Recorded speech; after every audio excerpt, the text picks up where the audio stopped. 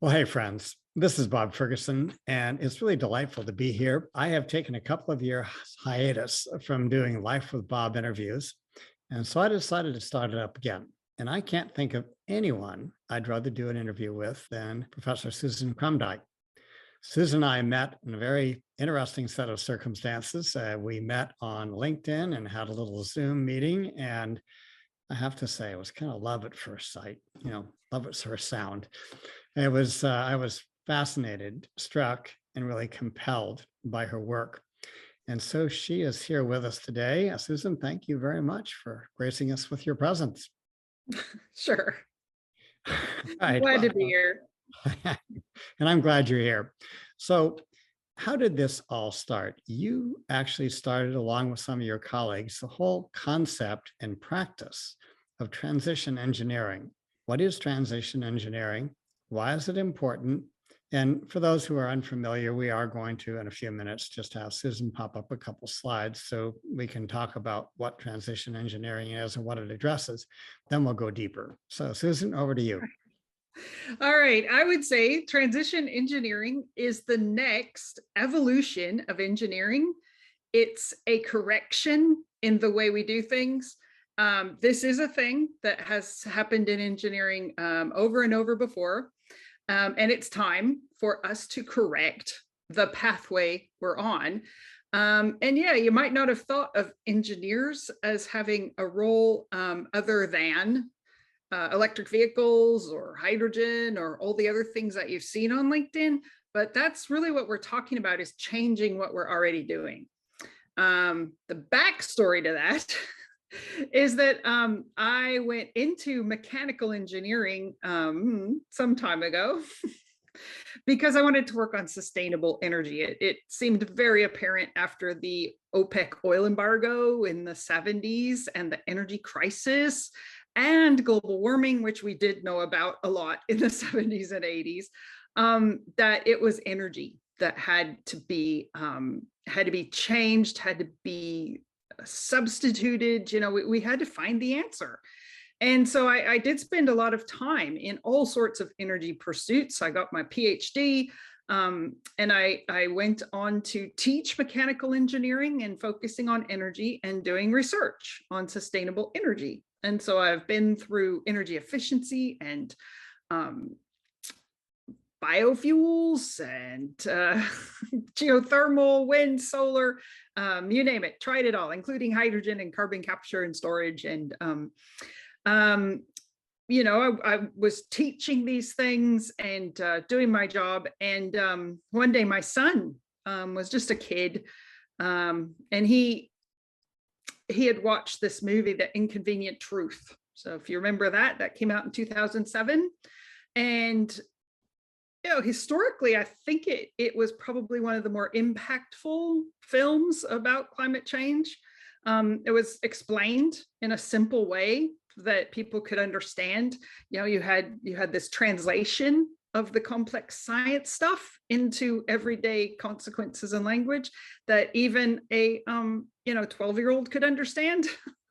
And my poor boy was so worried. He was really horrified. Like, Mom, is it as bad as they said?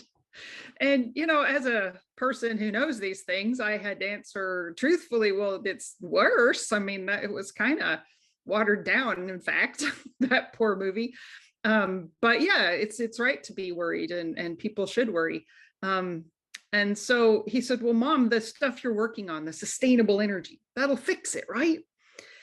And I answered truthfully about the first part, and then I had to think, okay, what's the right answer to this? Because the answer that's been feeling good for 20 years as I look for research funding, work with students, teach people, give my expertise on these alternative energies, is that, yeah, sure, this is the good stuff. This is the righteous path. But in honesty, it just hit me that, well, that's not going to save the planet. In fact, that even if everybody working on what we're calling sustainable energy was successful, it doesn't change the fact that we're digging up fossil fuel and putting it into the air very effectively. That's my job. That's what I teach the students to do in my day job. And so there's something really a clash here between what the story is you're telling yourself about what's the right thing to do and having to be honest about what's really going to work. And so I told my kid, no, actually, probably, no, in fact, that's not going to work. And so my kid didn't let me off the hook. He said, well, Mom, you have to do something. I said, okay. And he said, you're going to have to tell me what it is you're going to do. And he kept bugging me. Mom, what are you going to do? What are you going to do? And so we had, it made me have to think, okay, well, what happens now that's different? Because us working on sustainable energy and sustainability and doing our ESG auditing, and our sustainable development goals assessments and all the things that we do is now business as usual. It is how we got here.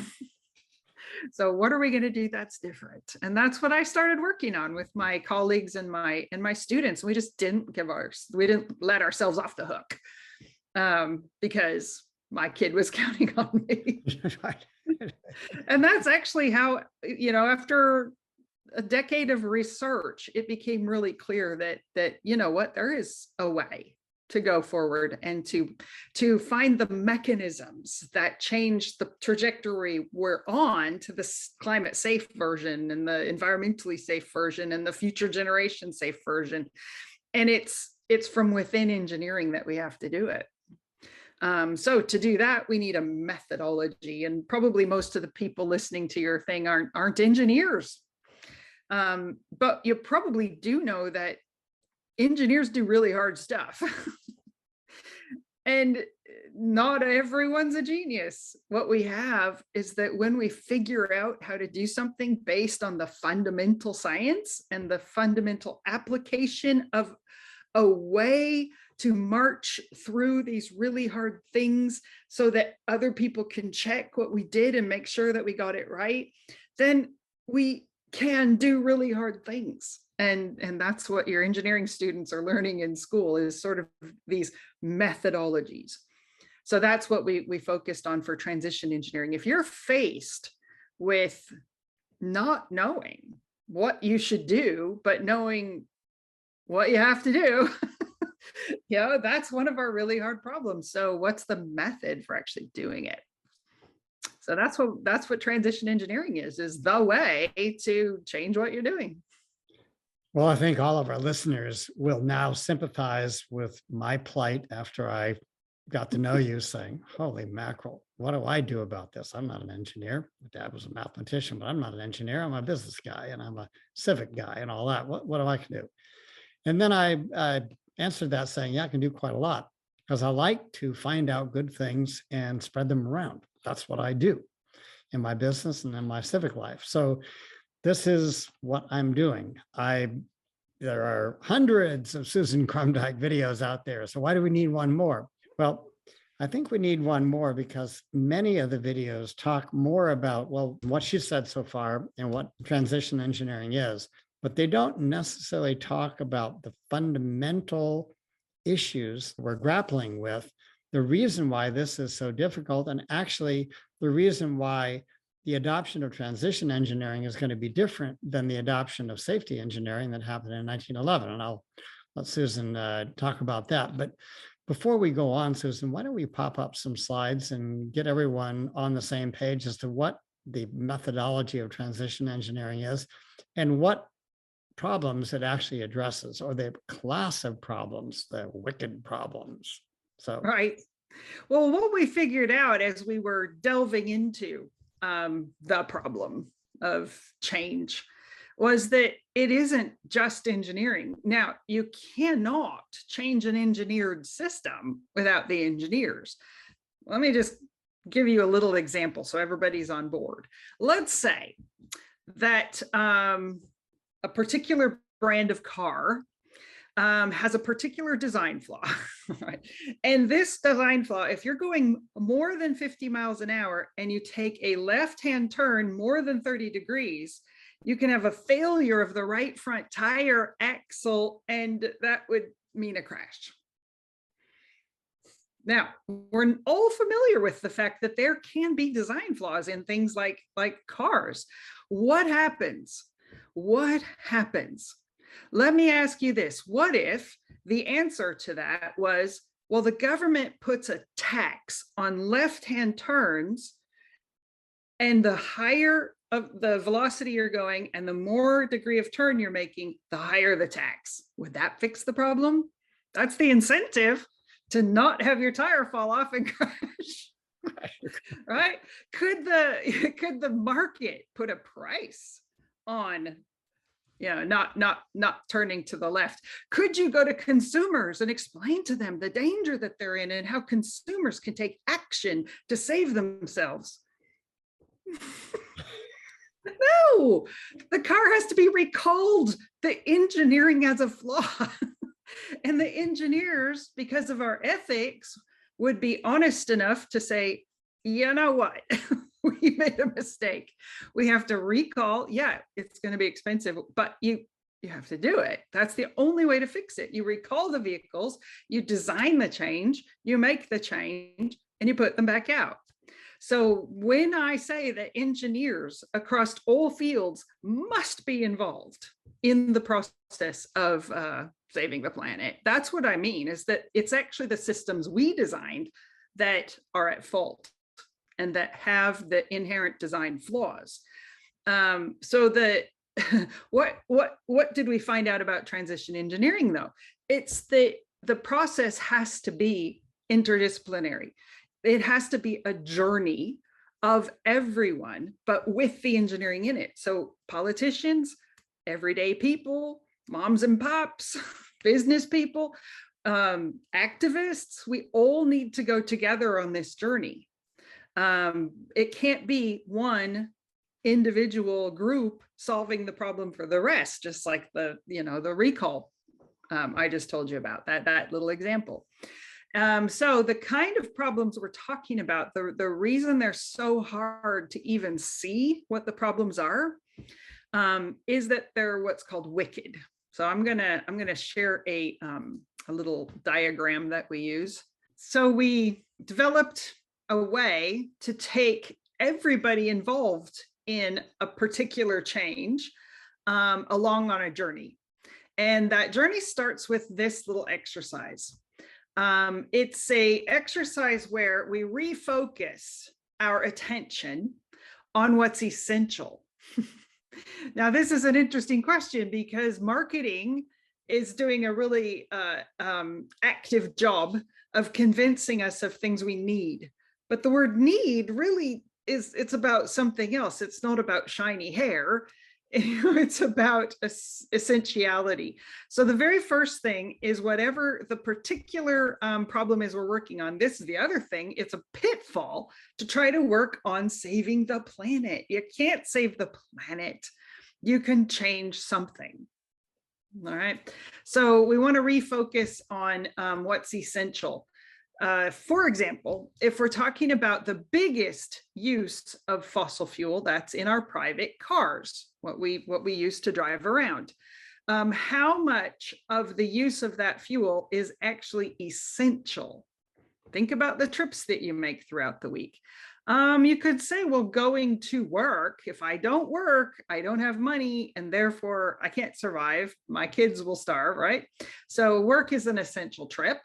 Getting food is an essential trip, and taking the kids to school is an essential trip. Can they ride their bike to school? Can you ride your bike to work? So now we start to see, okay, well, even the essential trips, there might be options. And then there's a lot of trips that really aren't essential. So yes, refocusing on what's actually essential. And that discussion is very fun. Now, the thing that we're doing using our personal cars on roads that we've all built with all the traffic infrastructure and with a free flow of fossil fuel to the local filling station, which is everywhere. Where's there not a filling station, right? That works great. The cars are reliable, comfortable. I don't know about yours, but you can get heated seats for in the winter. You can get air conditioning. All you have to do is sit there and you can be carried around wherever you want to go. And the government builds roads so that you can go everywhere, and we're away. And the fossil fuel companies provide the fuel to make it all run. So we have to admit that this system really does work, right? And then we have to think about that it's actually not sustainable. And that we don't really talk about. Again, this is a difficult transition in the way we think about things, is what is not sustainable about the way we get around. Let's call it our mobility, the way that we are using petrol cars on roads to go everywhere, filled with fuel. What is not sustainable about that? Well, the fuel, the roads, and the cars. The use of 3 tons of steel and materials per person per 10 years. How can that possibly be a sustainable way for humanity to exist? It's just the demand is too high, and then the resources that go into it are not sustainable either. So this has been a fun few years. It's been a fun 50 years or so, but it's not sustainable, and it's not going to continue into the future. But it is how I get to work, how I get my kids to school, how I get my groceries, and I don't know how else I would do that. Right? It's how I'm meeting my needs. And so I don't actually want to talk about this because I don't know how else I would do it. All right. But this whole way that we're doing things causes problems, right? Have you looked at the accidents, the number of people who die, are maimed, lose their livelihood because of automobile accidents? Have you looked at the number of people who their health is degraded and they die from air pollution? Have you looked at the road runoff pollution? Have you looked at the pollution due to the extraction of oil and the refining of oil? This system is so damaging. It causes so much harm. And we can get hung up there just on the harm without being able to get out of this spinning wheel of death, because it works great and it satisfies our needs. And so even though it causes problems, that doesn't cause us to figure out how to change it. Right? Now, we do want a green solution, right? There's people who say, well, the electric vehicles, that's the way, or we could have public transport. And so there's a lot of we could, right? Everybody's heard that. We could have hydrogen cars. We could, lots of we could. And we want that, we want something that isn't doing the harm and that's sustainable. But this way that we're doing it today is exactly the way we're going to do it tomorrow. I can guarantee that. And there's really no way to change it. Some people are buying electric cars. And if you look at the numbers of not electric cars, you can see that it isn't actually changing anything. And plus, to duplicate the amount of filling stations with charging stations, and it just gets too hard to change. It's just we don't see the changes happening. Why? Because the way we're doing it works great. All right. So I didn't say that recognizing the wicked problem, defining the wicked problem. A wicked problem basically means there isn't a solution. You can't solve it, and you can't even get into a position to begin to solve it because it's wicked. And so getting together and just really understanding for a particular thing why it's wicked is the first step to recovery. Or I should say the first step to transition. So that's our first tool there is the spinning wheel of death of the wicked problems. And I think everybody can go along on that journey. Kids can think through it. You can get big pieces of paper and list out different things about each of those things and just recognize that you're stuck. Do you feel stuck about things sometimes? Oh, no, never. Every day, like when I Right. allow myself to think about it, but that makes me feel bad. So oftentimes I choose not to think about it because I don't want to feel bad, right? Right. Yeah. So just even being armed with this idea of wicked problems has, in my experience, created the groups of people, has created the ability to just park and unpack this problem and get us to a point where we can start thinking about it. What the wickedness does is it stops us from thinking, and therefore we aren't going anywhere. We're stuck. We are stuck. You've asked the machine to do something it can't do, and so it's just spinning. So that's our starting point, is wicked problems. But with this way of thinking about it, I think we at least can get to a new place. And that new place is that we have defined what's essential, what works now, and what's not sustainable. And now we can start to work on this problem. And that's the transition engineering method. And the transition engineering method, while it's really important that all engineers learn it and learn it quickly, and you'll see that it's not very complicated, it is also designed to be a journey of a whole cohort of people. So the engineers have to come along on the journey, like we said, with, they have to recall the system, fix what's broken, and then, help you to learn how to use it. But everybody has to come along on the journey. So do you want to look at Yeah. So do you let's think look at you're the model. ready for the engineering method? Yep.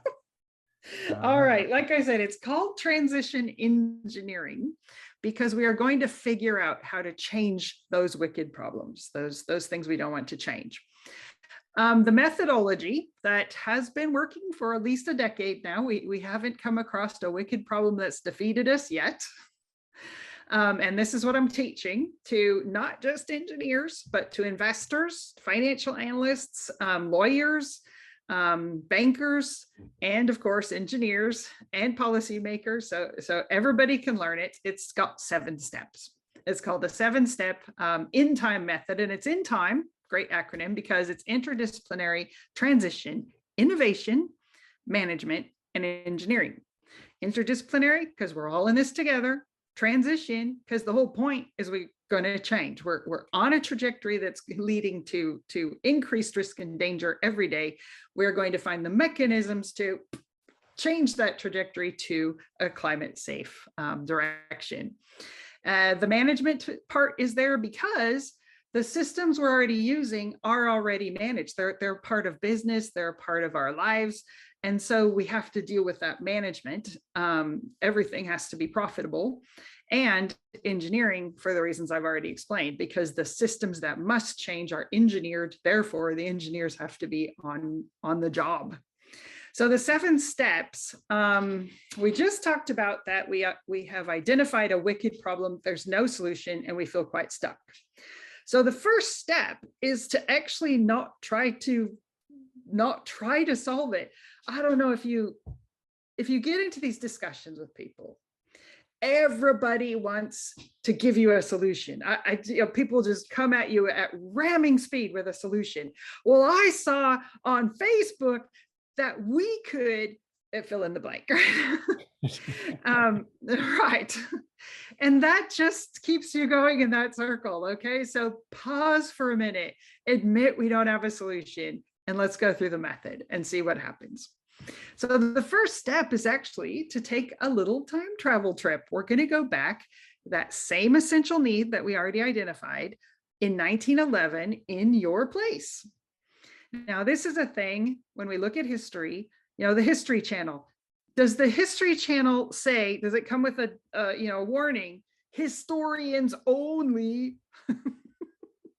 When you're watching a drama set in history, right? The Medici, where does it say warning, historians only? No. History is accessible to all of us, right? You don't have to be an expert. We can all understand the way that people in our place lived 100 years ago. And so we're going to do that. We can find out, how did people get to work 100 years ago? And this has been really fun research for me to learn about this. 100 years ago, there were some cars, there were telephones, there were electric lights. There were a lot of the things that we know today. And in fact, we would be very comfortable there. It's just that they were just starting, and they were not at any kind of risk of cooking the planet at that time. They could go about their daily lives. They could do it, they could do their thing. And the world was not in peril from that.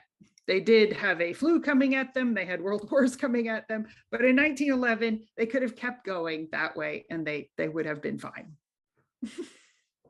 So let's go there and visit and see what the heck we can learn. Now, be careful. We are not going to move there. We cannot go back. We have a short trip. We're going to look around as quickly as we can. We're going to learn everything we can from every perspective, and then we're going to come back to the present. All right. So you can't go back. You can't live like they did 100 years ago. It's not a thing. All right. So we're going to visit the past, and then we're going to carefully work our way forward in time, looking at what changes and how changes move through society. Because right now, what was that spinning wheel of death doing? It was just making us think we couldn't change. And the fact is, the last 100 years, we've done nothing but change. So how do we do that? What does it look like? And why weren't people kicking and screaming the whole way every time there was a change? We have to learn these things. They're important. The other thing that's really important is that what you'll find out is that 100 years ago, 75 years ago, 50 years ago, 20 years ago, 10 years ago, what any given politician was saying, it's irrelevant now. What the market wanted is irrelevant now. There's two things which we look to for answers, which their time scale for operation is so tiny that they are no good at looking at the long term, right? They're very, very narrow focus. And so we need to learn that. We need to learn that whatever our big angst about our policies and our economics are today, those are extremely fungible. They just move along with society. Every society in every place on the world throughout all time has had an economy and has had their rulers and their governance system and their taboos and their regulations, right? It's just a thing. We always do it. And the relevance is not very long. All right, so we'll learn that. And then we'll come to the present and we'll get our data. All right, so we don't want to worry about the politics. We don't want to worry about things we can't change, but we're going to get the data about how we are doing this unsustainable thing. Just the data, no judgment, just the data. Then we're going to start testing out what we think we might do next. So the things that we think we might do in the future, the engineers are going to have to put pen to paper, more like get out a computer, and show us where that goes. Yeah, where does that lead? What does that look like in 10 years? And is it in fact possible for us to go into that future? Does that future exist, or is it not physically possible? That future, if it goes on the way we think it does, what are the unintended consequences? Where does that take us? Is it actually any more sustainable than what we're doing now? We need to know these things, because if the ideas we have about what we're going to do now, what we're going to do next, if those scenarios if they're not possible, if they're not something we can do, then we need to stop circling around that, park that over to the side, and go on. Go where? Well, step 4 is we go 100 years in the future. All right. Well, if you grew up in Europe, you'll know that 100 years is a tiny, tiny little bit of time. If you look up your grandparents and your parents and put them on a timeline, when were they born? When did they graduate from high school? When did they get married? You'll see that 100 years is 4 generations. That people know each other over a 100-year time span. It's not very long, and yet we think it's so far away that we can't possibly consider it in our current decisions. Not true. Not true at all. Now, I realize it's hard. So what we're going to do is we're going to time travel to our place, focusing on the essential need that we already identified. And 100 years from now, we know for sure that they are looking back at history at the fact that right now we figured out what to do, and it led to the good place, right? So no Mad Max. We're not going to a horrible future of zombie apocalypse. That's not what we're going to do. The Stand, no, not that. There is still a little window that leads to a future where right now the things that needed doing got done, and that future is okay. And our grandkids and our great grandkids are there. And so we're going to go there and we're going to look at what they're doing. What we know for sure is they're not using 3 tons of material per person on their personal mobility. That's not a thing. They're not pumping oil out of the ground and putting it into the air as fast as they can. In fact, it's a very precious commodity that is used, very sparingly for the most important things. Let's start asking those people what those most important things are. That's a conversation we don't hear at all here. That's what they've figured out how to do. They've figured out how to understand what's important. And how to make things work without oil, coal, and gas. So let's look at how they did that. And if you would like to have some engineers to help you figure that out, you probably would. That's a good idea. Because we need to know what would actually work that is in that safe zone. They're living in a climate safe way 100 years from now in your town. And you want to know how they're doing it. This is the most creative thing. This should be a department at every university, the study of us 100 years from now in the climate safe world. How are we doing it? Telling you this, if I was running a state government right now, I would ask the universities, if we give you the money to set up a department, you've already got the history department, thanks, we can use that. You've got the engineering department, right? You've got the economics policy, you got it all, but we want the 100 years from now department, the climate safe world department. That's what we want. Do you think we could do that? That'd be fun. That would be an evolution, which will be very helpful.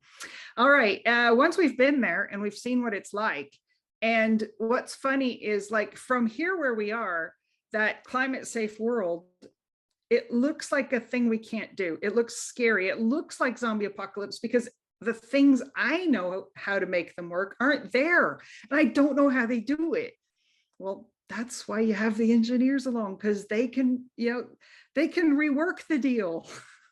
Engineers work within constraints every single day, every single project. Everything is constrained. Economics and politics, I don't know. But if we give the engineers the project, you will see that actually, and go along with them, because the creativity that's required for understanding how your town works in 100 years, just fine, even better, way better than it does now, without the menace of fossil fuels being used too much, then that let's do that project. So once we've learned that, we do backcasting. That just means taking what you learned about what's different and bringing it back to today. Because why do we want to do that? Because what it is that they've got that works, that makes this world work in a climate safe way, we need to start that now. And what is the trigger that would set that off? And what are the projects? Now, it isn't one thing. It can't be one thing. It's the projects in every business, in every town, in every country of change that take us to that climate safe world. And those are the projects we want to be looking for. All right. Those projects need to be prototyped, and they need to be tested and demonstrated, and we need to learn from that. And step 7, which I think is probably the best idea we ever had, is that we are going to look forward in time over the lifetime of the project to nut out any unintended consequences and feed that back into the original design. Like today, things get locked in. Once you've built the Ford F-150 plant, there's so many reasons why you can't change it. And yet you could have looked forward and gone, we're going to need to not be making those way before the plant lifetime is over. So unintended consequences, we're going to learn how to avoid them. And I think, so now we've already talked about 3 huge evolutions in how we work that are not just engineering. They've got engineering information and analysis in them so that we can all understand that engineering, the way that we're doing it, is it's called data observation. So an observer field within which we can create the realities, virtual realities, because we can take the numbers, we can do the designs, we can simulate things, and let everyone experience what that's like. So we simulate these future scenarios that we are all talking about to see how they play out. We simulate the 100 years in the future, that climate safe version of ourselves. And then we simulate the future on these insight shift projects that these big changes that we could do. We want to see where does that take us and make sure we don't actually go in the wrong direction. So 3 huge new jobs for engineers. If you are an engineer, probably you could learn how to work through these steps quite quickly. If you're not an engineer, could you be a person who could support doing these projects? And I hope the answer is yes. What we are working on now is setting up transition labs, where essentially we build cohorts of people around these big carbon problems in our world now. And we are finding these mechanisms for change and creating the stories of that change so that everybody can come along on the journey. So that's transition engineering at the moment. Well, that is quite thrilling. You can understand, everyone, why I got so excited about this. As a non-engineer, and I have to say, I did buy Susan's book, her textbook. She assured me that the $44 price was way less than her other 2 textbooks. When I complained, so what kind of pricey is it? She goes, I know. well, comparatively, not really. And so I made my way through it, and then I gave it to a city council person who is an engineer. I said, I didn't understand the math, but Doug, you will. So he said, yeah, I can handle it. So it's getting around. So that's it. And we could stop here, but I don't want to stop here, Susan, because I want to emphasize some of the things that we were discussing the other day. That was really the impetus for putting this interview together. Because one of the points that you made, and I'd like you to talk about it, is that in 1911, and you can give people a little bit of a sense, a little bit of the history of how safety engineering came about, the tragic event that catalyzed that. But you made the point that then, if you're an engineer, a plant had an engineer, and the engineer told that plant how things were happening in that plant. And if he was a good engineer, or she was a good engineer, then the plant kept them on, and it was much more localized influence. In other words, a good engineer at a plant would have a big influence. Now, as you said, engineering has become a commodity. We have a astronomically, logarithmically more complex situation to deal with. And therefore, we have another wicked problem. How do you get engineers to do what they need to do when they don't actually have a whole lot of say one-to-one with the environment that they're in? So let's talk about that, because that was one of the themes that we discussed that I think really we need to unpack and also offer some solutions. Mm-hmm. Well, one of our foundation principles in transition engineering is that engineering does correct itself. And the first big example is safety engineering. The turn of the century, the meat packing plants, the steamships, the safety of everything was terrible. And I'm sure there were individual people trying their best to make things a little bit, a little bit safer here or there. In the chemical plants, people were wearing handkerchiefs on their face, so they knew that inhaling these chemicals was killing people. But the death rate, the injury rate was just astronomical compared to what we have now. And if you think about it, it was acceptable because that's how the economy worked. Those laborers were just part of the machinery that was being used. Then in 1911, the Triangle Shirtwaist Factory fire occurred. That was on the 9th floor of a building in Manhattan. There was a fire, and the people couldn't escape who were working in the factory on the 9th floor. And because there was no such thing as a fire escape, there was no such thing as fire safety. There just wasn't things that we take for granted now. And so throughout the course of the day, as the fire burned through the building, young women, mostly these young girls who were working in the factory, jumped to their deaths, very often on fire and very often holding on to each other as they jumped. So in that instance, which by the way was just another mass death factory event in New York at the time and in America, it was much more visible though. And it moved some engineers to do something. So they would have been called industrial engineers at the time. They were the people who were making these factories work. And the mechanical engineering, I mean, it's pretty cool. They were doing the weaving, the looming, the sewing machines. Yeah, very cool stuff. And they didn't say we shouldn't have that. They didn't say that, well, we have to go back to hand looming. That wasn't it at all. It was, we're going to prevent what's preventable.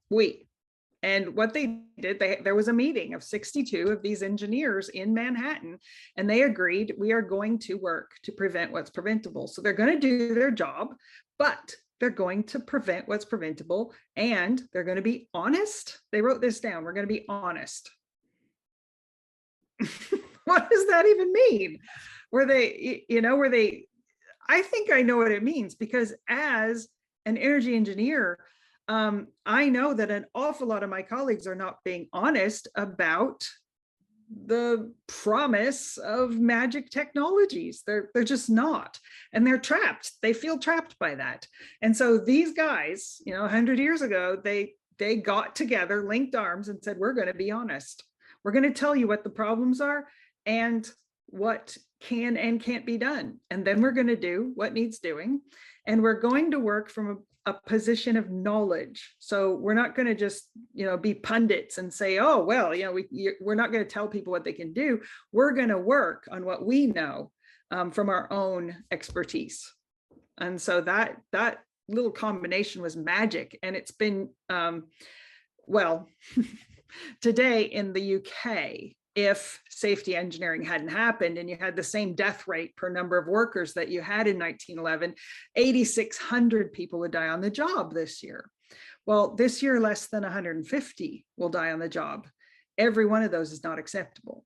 And every one of them will cause an investigation and a review and changing of whatever it was that contributed to that death.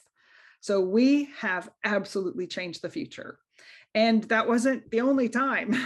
The other thing about safety engineering that's key is that it was the engineers giving themselves the permission to do their duty of care, to do what must be done. Okay. It wasn't saying, well, when the market puts a high enough price on worker deaths, then we'll do something. It wasn't, well, when there's a regulation against it, then we'll comply. Not at all. It was just, we will do better. We'll look at what needs changing and we'll do it. And they did. Everything that we have now came out of that way of thinking. Then it grew. Every time there's a big disaster, the corrective engineering occurs.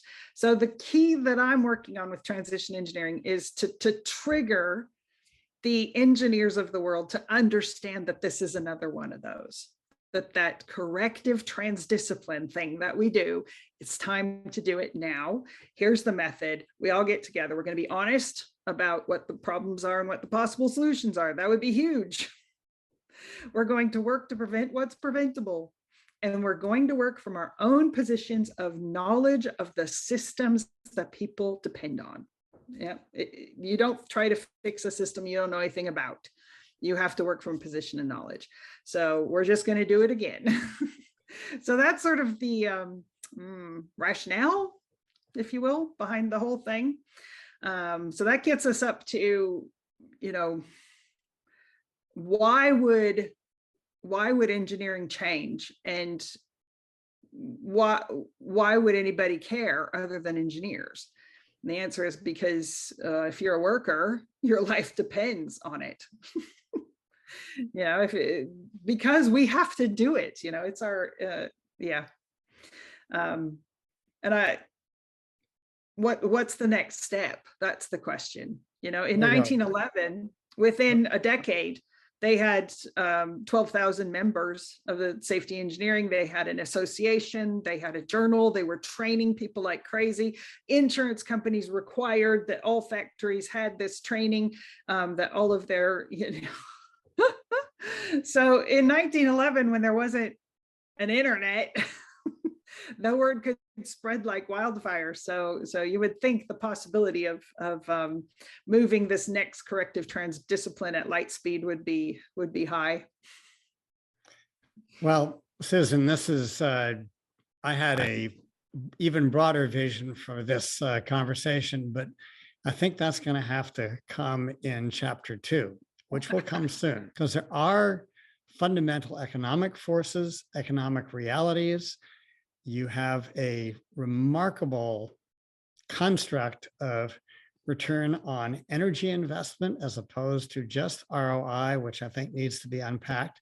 There's a lot of layers of this that I think if people really are exposed and understand about this, they'll have, first of all, a better understanding of why transition engineering is such a big deal. And all of us who are non-engineers are going to hop up and down and say, we need to do this thing. This thing is going to go. Well, insurance companies.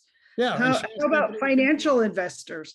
Right now, there's some new talk going on about, you know, the ESG that companies are doing, you know, planning, responding to climate change, planning for sustainability, these sorts of things. And that doesn't have a standard method, really. It you know, it's sort of piecemeal. And if those analysts said, look, you all have to go get trained and do this. This is what we want. Then you would get into the area of standardization, which is what makes changes really accelerate through the economy. Susan, this is absolutely thrilling.